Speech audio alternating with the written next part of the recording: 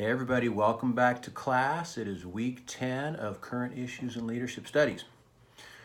Now this week we are going to hit the ground running in terms of our literature review. Last week we introduced the topic, and we introduced the topic and you begin to do some thinking on a possible area that you want to do your project on. And I think you guys have some good areas, some good general areas. I know it might be still a little fuzzy with some of you, and you might want to change your mind, and that's fine. But we're going to continue to march along on the process today. And this next step of the process is really important because this is where you actually start to look for the types of literature that you're going to need in order to do your project. So I'm going to review some of the steps outlined by our authors of the textbook, but let me just kind of give you some general thoughts about this process here. Now, when you're thinking about scanning the literature, there's a lot of different categories of literature that you can review. There is sort of the historic classic works that are going to support your field. There are some of the well-researched approaches which have been written about. And then there's some of the kind of more vaguer, less known, perhaps white paper-ish kind of things. A white paper is something that's been presented maybe in a conference, but it's not really peer-reviewed or published anywhere. It's sort of like emerging, it's a little more kind of fluid, all right? So historic, well-established, and fluid. So when you're doing your lit review, you want to make sure you're kind of keeping these categories in mind. Now, the first area you want to look at is some of the historic classic works in your field, because your literature review has to demonstrate that you understand some of the basic ideas behind your topic. So if you don't understand, let's just say you're doing it on something in leadership, real specific in leadership. You have to give a basic understanding. Again, you're not going to write about everything ever written in leadership, but you have to be able to give an undergirding of leadership from an organizational perspective, a social science perspective, right? So some of the big picture. So think about like some of, North House and Antonicus, some of those works are studying leadership text, some of the introduction to leadership kind of stuff. Then you're going to build that foundation, and then you're going to start to whittle down into your specific area. What are some of the classic works on your specific area that have been written from a more general perspective? So let's just say you're doing something on authentic leadership. So you're going to talk about leadership in general, then you're going to talk about authentic leadership in specific, and then you're going to get into the focus for your particular argument or where you're going, right? So authentic leadership, an aspect of it or an angle of it or an application of it or a challenge to it, right? So wherever you're going, so you can't do something on authentic leadership in general, it's too big, right? So we're moving beyond that now at our point in scholarship and saying, what about authentic leadership? How can I focus this in? How can I narrow this in? All right, so you go from these generals to specifics to really specific kinds of ways of looking at things, all right? So that's just kind of a general map to think about as you begin to think about the kinds of literature you're going to encounter and where you're going with this. Now, so we're going to start to get into the nitty-gritty of actually looking for the literature. I think your textbook does a great job of outlining and overviewing the steps here. And so let me just kind of go through some of these things here.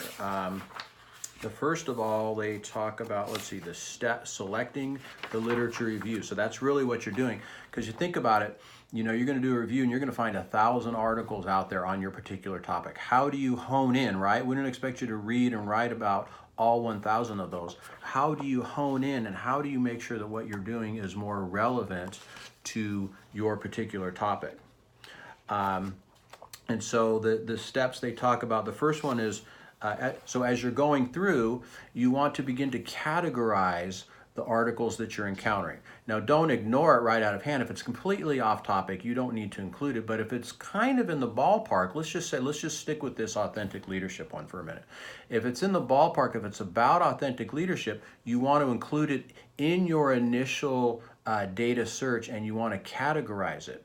Now, when you come down to writing about it, it may not be as meaningful, but you did encounter it, and it is supportive of the literature in a certain way. So, so as you begin to encounter different articles, if it's at all relevant, you want to manage it as a piece of data, okay? Now, how do we do that in this day and age? Well, first of all, before I get to the specifics here.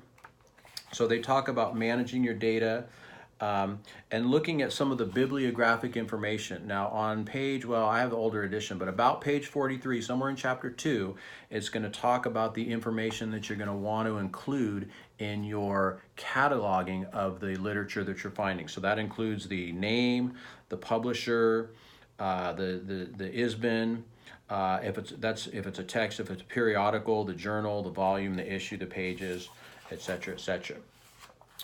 Then they talk about scanning the literature. They give you some good ideas for doing that. And where are you going to look for some of these things? Well, you're going to look in, first of all, you're going to look in our library. We have some good databases. But admittedly, our library is not as robust when it comes to some of the org. Why am I leaning over this? I'm leaning like this. Straighten up, right? Sit straight. Okay, there we go. So you're going to want to look in our library, but you're also going to want to look at some other places as too. And, you know, believe it or not, one of the places that I like a lot is Google Scholar. Google Scholar, they have a lot of good, interesting things in there. Now, you might go in there and say, boy, I can't really get much there. If you find a journal article that you think is relevant, keep track of those and send them to our librarian, because we may not have open access to that particular database that it's in, but they might be able to get it for you. So remember, at this point in the process, the librarian is your friend, right? So you want to get to know the good folks over in our library, Tracy and Jennifer, because they can help you out. They can help you find things that you can't ordinarily access. So, so what kind of information do you want from these articles? Well, definitely you want abstract information. And I believe that reading an abstract to a journal article is the first step to helping you really understand the argument that this particular author is trying to go. So the question is, do you have to read every word of every article you find? The answer is no. But you do need to read the abstract of every article you find, and you need to catalog it. So when you begin to catalog the information that you find, you're going to use that abstract to help you understand what is in that particular journal article. Now, some of the journal articles you're going to want to read, because you're saying this is so close to where it is I'm going in my research. I want to understand what this author says. And further, you're going to find articles that, let's just say you find an article that's very close to what you're doing. As you read that article and their lit review, you're going to find sources and ideas that you did not know about, right? So a really good, well-resourced article can help you find several other items for your lit review. They might have a section in their article that's like, oh my gosh, I really need to understand these 5 articles. So then you go to their bibliography and you do a search for their you find those articles based upon their references, okay? So you see how it can work. So you scan it based on the abstract, but then you read it if it's in the ballpark, and you can find more direct information for your particular thing. So what are you looking for in the journal articles? You know, you're looking for things that are on target with what you are trying to argue. You're trying to get articles that have an angle, an insight about what it is that you're doing. So you're trying to, again, the whole point here is to scan the literature to support what we know about this particular field, so that you can then have a launching point for future research. So you may not know whether or not a question is answered yet, but you're going to know a lot of relevant questions by the time you're done with this. All right. So that's kind of the big picture. All right. So scanning the literature. They talk about doing searches, and hopefully you guys are familiar with those kinds of things now, but if not, you're going to learn how to do Boolean searches and searching the databases and all those sorts of things. Now, they talk about skimming the literature, right? So again, you can't read everything, but at this point, you're kind of just doing a little bit more of a quick skim version, deciding whether you need to even include it or not. And then they talk about mapping your materials, all right? Now, this is a little more challenging now. So now you actually have to think about what in this particular article is important to you, what ideas and subjects that they're particularly nailing in. Now, I want to encourage you to become familiar, if you're not already familiar, with one of these great resources out there, computer resources that will help you track some of this stuff. My favorite one at the moment is Zotero. I've been using it for years. It's really long. I got a lot of stuff in there. And so I want to encourage you, but there's others. There's RefWorks, and I think Google even has a way to do that now. You might even be able to do it. I believe you can do it right through Google, is create your own library of references in there. But you want to have some software assisted process to help you track this stuff. Now, in the old days, they'd get the 3x5 cards, and you'd write it on 3x5 cards, and you have a big old stack of cards. If you're old school and you want to go analog, you don't trust the digital world, you can do that. You really can. In fact, I'd probably encourage you to do some writing to help you kind of see visually, but because the task is so big, we use software now to help us track these things. So make sure you're using a good, up-to-date standard software package to help you track some of these things. And then they give a really good idea here. They call it, I think they call it tagging or something. No, I think they call it mapping or subconcepts, elements. The point here is what we know today as what you call tagging, or giving a little field in there. So Zotero, I like it because you can add tags in there. So as you're finding a journal article and there's a particular topic in there, let's just say, we're authentic leadership, and you want to talk about, servant leadership and authentic leadership. Is there a difference? Are they the same things? What's the distinction? So you can put a little tag in there called servant leadership, or SL, S leadership, whatever you want to do. So as you're reading an article and you find something and you feel like it's important enough to put it into your cataloging, tag it with some information that will help you understand why you thought that article was important. What is it in there that relates specifically to what you're doing? Or what are some themes and ideas that you're starting to see emerge in these articles that you want to start tracking? So you might, there might be 10 little sub ideas that are running across these different articles. So what that's going to do is help you think about, as you review and refine these, you can do searches by those tags. Well, which of these articles talked about this? Which of these articles talked about that? Maybe it's a location or a place or an idea, but use the tagging features of these softwares to help you keep track of all that stuff. All right, and then they notice they end their article, their chapter here, with something I think is really interesting. They talk about refining your topic. So remember, when you're starting this process, you don't know with 100% clarity and accuracy where this thing is going. You've got a general idea. You're searching, right? If you're doing an honest open search, you really just want to see what's out there. So as you go through this, and let's just say you look at 20 or 30 articles, you might say, man, I know a lot more now, and here is where I think this field is going. Here is an interesting angle that I want to get at in my particular literature review and in my research eventually. So don't be afraid to trust the process and refine your ideas as you go through. So by the time you're done with this process this week, your research question and the focus of your lit review should look different than it did when you went into it.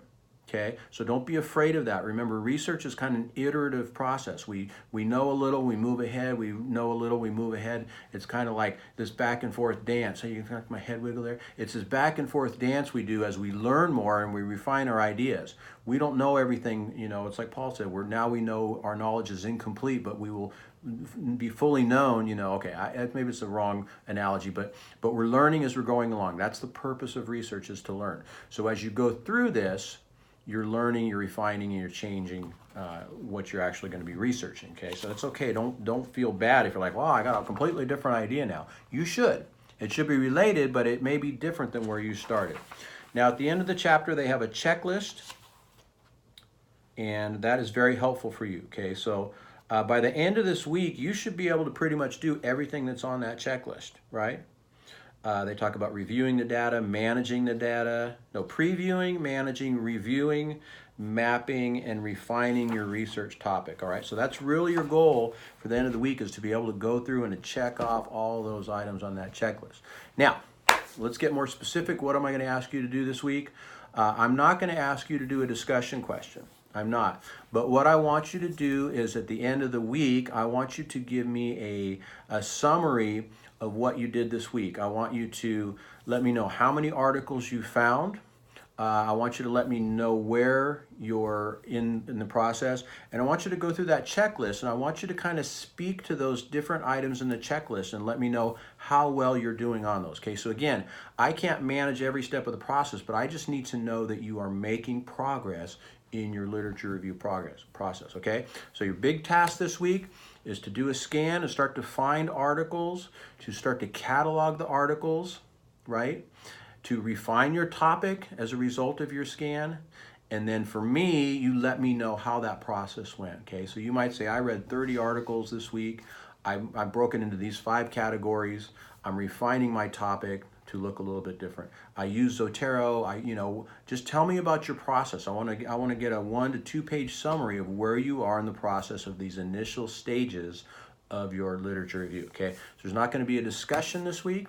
You're going to be doing all this work on your own and working and refining on your lit review. All right, so I hope that's clear. Let me know, shoot me any questions you might have, and I'm glad to help.